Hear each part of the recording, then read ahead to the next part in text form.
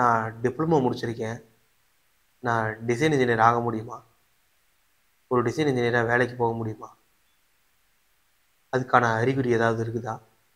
இல்லை உண்மையிலேயே இப்படி போனால் உருப்பட முடியுமா?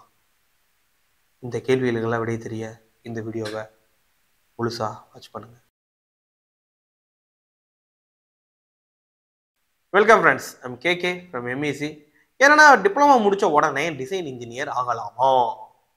அப்படி வாய்ப்பு இருக்குதா? ஏன்னா டிப்ளமோ முடிச்சா நான் ஒரு இன்ஜினியரே கிடையாது அப்படின்னு ஊருக்குள்ள சொல்றாங்க சார். நான் வந்து பார்த்தீங்க அப்படின்னா டிப்ளமோ முடிச்சுட்டு டிசைன் இன்ஜினியர் ஆகலாமா? அதுக்கு நான் டிசைன் கோர்சஸ் படிக்கலாமா? அப்படி படித்தா என்ன மாதிரியான கோர்சஸ் நான் படிக்கணும்? அப்படி படித்தா என்ன மாதிரியான வேலைகள் எனக்கு கிடைக்கும்? அப்படி அந்த மாதிரி வேலைகள் கிடைச்சா அந்த மாதிரி வேலைகளுக்கு எந்த மாதிரியான சம்பளம் கிடைக்கும்? அப்படிங்கிற டவுட்ஸ் இதில் கிளியர் செய்யப்படும். ஸோ வீடியோ ஃபுல்லாக வாட்ச் பண்ணுங்க.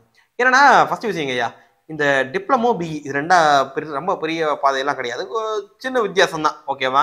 பட் எனக்கு தெரிஞ்சு டிப்ளமோக்கு வந்து பார்த்தீங்கன்னா ஜாப் ஆப்பர்ச்சுனிட்டிஸ் வந்து பார்த்தீங்கன்னா குட்டி கிடைக்கிறதுங்க ஐயா, குட்டி கிடைக்கிறது. ஓகே, இப்போ டிப்ளமோ முடிச்சவங்க டிசைன் இன்ஜினியர் ஆகலாமான்னா ஆகலாங்க ஐயா, தாராளமாக ஆகலாம். பட் உங்களுடைய வளர்ச்சி வந்து பார்த்தீங்கன்னா டிப்ளமோ மட்டும் முடிச்சிருக்கிறீங்க அப்படின்னா ஒரு 3 அல்லது ஒரு 4 வருஷம் வரைக்கும் ஓகே, ஒரு 45,000 சம்பளம் வரைக்கும் நீங்கள் போக முடியும். அதுக்கு மேலே நீங்கள் சம்பளத்துக்கு போக முடியாது.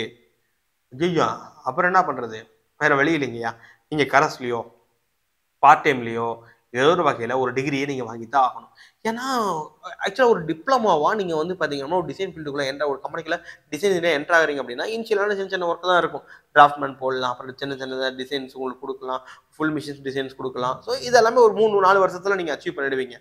ஆஃப்டர் தட் 4 இயர்ஸ் உங்களுக்கு சம்பளம் நிறையா தரணும் அப்படின்னா உங்களுக்கு ரெஸ்பான்சிபிலிட்டி நான் கொடுக்கணும். ஸோ ரெஸ்பான்சிபிலிட்டி கொடுக்கணும் அப்படின்னா உங்களுக்கான பொசிஷன் நான் கொடுக்கணும், உங்களுக்கான டெசிக்னேஷன் நான் கொடுக்கணும். ஸோ அப்போ என்ன டெசிக்னேஷன் கொடுப்பீங்க? அப்போ உங்களுக்கு வந்து பார்த்தீங்க அப்படின்னா ஒரு ப்ராஜெக்ட் ஹெட்டு, ஒரு ப்ராஜெக்ட் இன்ஜினியரு, அந்த மாதிரி நான் கொடுக்கணும். ஸோ அந்த ப்ராஜெக்ட் ஹெட்டு ப்ராஜெக்ட் இன்ஜினியர்னு உங்களுக்கு நான் கொடுக்கணும் அப்படின்னா you must have minimum any degree certificate. Diploma certificate is not enough for that. But skill wise வந்து பார்த்தீங்க அப்படின்னா உங்களுக்கு பிஏ படிச்சவங்களோட பெட்டர் நாலேஜ் இருக்கும். பட் அந்த பொசிஷன் போகிறதுக்கு மினிமம் எலிஜிபிலிட்டி கிரைட்டேரியா ஒரு டிகிரி இருக்கணும் அப்படிங்கிறது தான். ஸோ அப்போ அந்த இடத்துல போய் நம்மளுக்கு சிக்கலாகும்.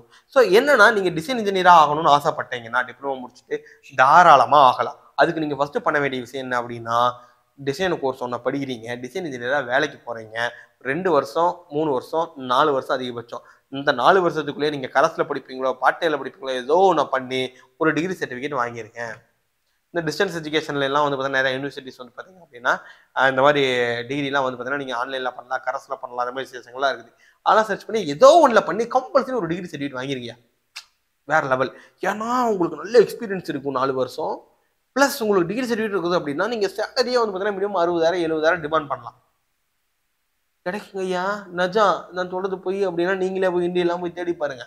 சரியா? அதனால நான் தேடி பார்த்ததுனால தான் இந்த டேட்டாவோட வேக்கானவா நம்ம பேசுகிறோம். ஸோ அதை போய் நீங்கள் தேடி பாருங்க.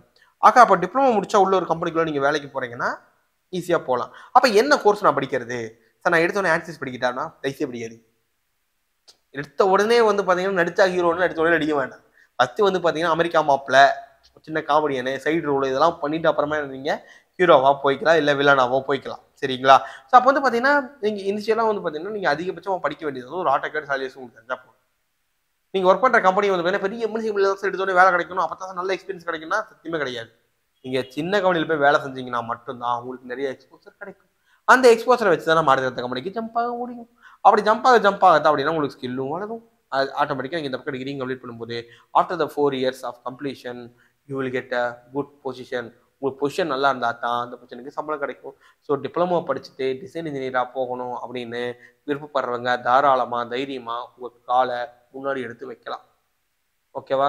வழுக்காது, தடிக்க விட மாட்டேங்க. பட் நீங்கள் அதுக்கப்புறமா ஒரு ஏணியில் ஏற வேண்டி இருக்கும். அந்த ஏணியை பேர் ரெடி பண்ணிக்க, விச் மீன்ஸ் ஒரு டிகிரி சர்டிஃபிகேட் வேணும்னு சொன்னோம் இல்லையா, வாங்கணும்னு சொன்னீங்க இல்லையா, அதான் அந்த ஏணி. ஸோ அந்த ஏணியை மறந்துடாதீங்க. ஸோ நீங்கள் ஸ்டெப் எடுத்து வச்சு ஃபார்வர்டாக வரலாம். ஸோ டிப்ளமோ படிச்சிருந்தாலும் ஓகே. டிப்ளமோ மெக்கானிக்கல் மட்டும் கிடையாது, mechanical allied department like automobile, manufacturing, production, வேறு என்ன இருக்குது, மெக்கட்ரானிக்ஸ். ஸோ இவங்க எல்லாருமே they will become a design engineer அப்படிங்கிறது டவுட்டே கிடையாது. ஸோ எல்லாருக்குமே டிசைன் இன்ஜினியர் ஆகிறதுக்கான வாய்ப்புகள் இருக்குது, தாராளமாக ஆகவும் முடியும். ஸோ உங்களுக்கு ஏதாச்சும் டிப்ளமோ படிச்சிருக்கிறீங்க, உங்களுக்கு டிசைன் இன்ஜினியர் ஆகிறதுல ஒன்றும் டவுட் ஏதாச்சும் இருக்குது அப்படின்னா please do contact us. Our contact number is in description. And then மற்ற டீட்டெயில்ஸ் எல்லாமே கீழே டிஸ்கிரிப்ஷனில் இருக்கும், நீங்கள் அதை பார்த்துருக்கலாம். இப்போ சேனல் சப்ஸ்கிரைப் சப்ஸ்கிரைப் பண்ணிட்டு பெல் ஐக்கானை கிளிக் பண்ணுவீங்க. அப்போ தான் நாங்கள் இந்த மாதிரி ஏதாச்சும் வீடியோ போட்டால் உங்களுக்கு நோட்டிஃபிகேஷனாக வந்து சரிங்கய்யா. நன்றி, வணக்கம்.